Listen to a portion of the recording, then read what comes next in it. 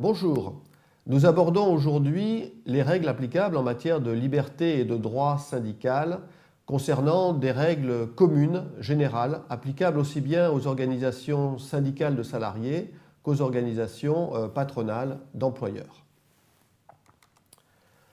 La liberté syndicale peut être une liberté individuelle, bien évidemment, mais ce peut être également une liberté collective.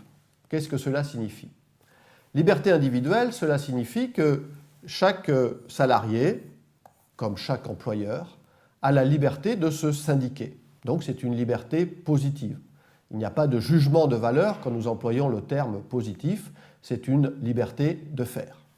Cette liberté syndicale a également un versant négatif, c'est-à-dire c'est le droit de ne pas se syndiquer et c'est également le droit de se retirer de l'organisation syndicale. Concernant la liberté collective, nous sommes donc sur le terrain de l'organisation. L'organisation a donc le droit de syndiquer. C'est une liberté positive, collective. L'organisation a le droit de syndiquer des salariés. L'organisation a le droit de syndiquer des employeurs.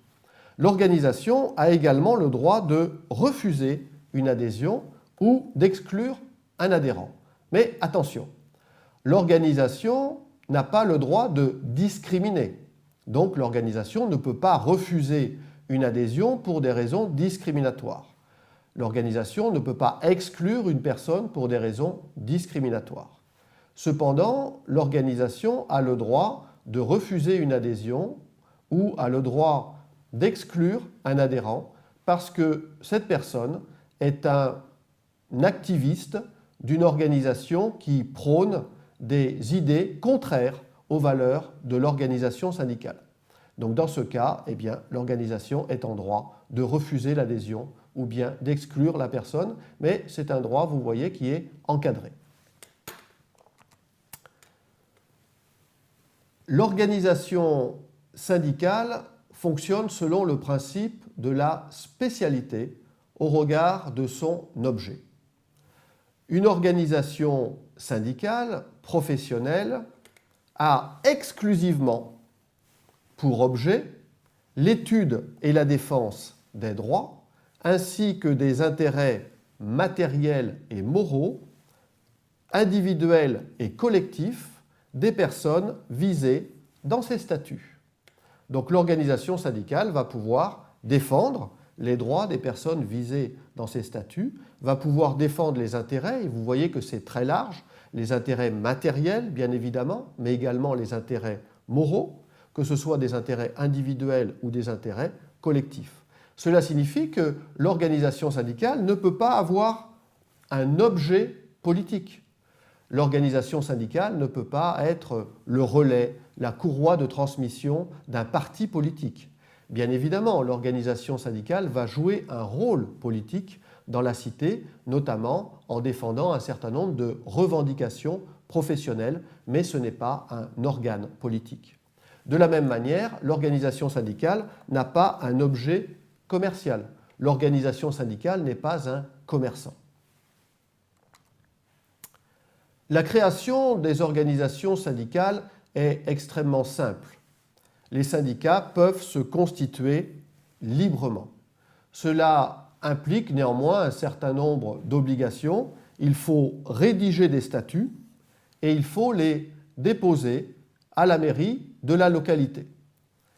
Il doit donc y avoir rédaction des statuts du syndicat et dans les statuts, le syndicat va indiquer quelles sont les personnes qu'il entend défendre, quels sont les salariés ou quels sont les employeurs qu'il entend défendre sur le plan professionnel et sur le plan géographique. Et dans les statuts, on doit indiquer les noms des dirigeants du syndicat et donc tout adhérent, selon les règles applicables dans l'organisation syndicale, peut être dirigeant. Il ne doit évidemment y avoir aucune discrimination en la matière. Les organisations syndicales ne restent pas isolées. Cela signifie que le syndicat, qui a pu être créé à un endroit donné, en fonction d'impératifs géographiques, en fonction d'impératifs professionnels, eh bien ce syndicat, il va adhérer à d'autres organisations. Il va se regrouper avec d'autres syndicats. Sur le plan professionnel, il va adhérer le plus souvent à une fédération de syndicats et cela va manifester la solidarité professionnelle. Il va également adhérer à une union et suivant les organisations, on va plutôt parler d'union locale, d'union départementale, d'union régionale et ces unions de syndicats vont manifester une solidarité territoriale.